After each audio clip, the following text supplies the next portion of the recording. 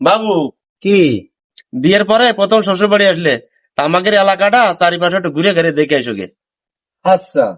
আর তা বাবা, আমাদের এলাকায় নিশাকর ছেলেমেয়ের অভাব নেই, তা ওই দিক যেন ভিড়ে না। বাবা এসব কি বলেন? আমি একটা বিড়িটাই খাইনি। আচ্ছা, ও আমি তো ভালো জমাই পাইছি। আচ্ছা যাও, ঘুরে আসো গে। আচ্ছা। ও, একজন পাইছি। ভাই, আপনি কি এই গ্রামের?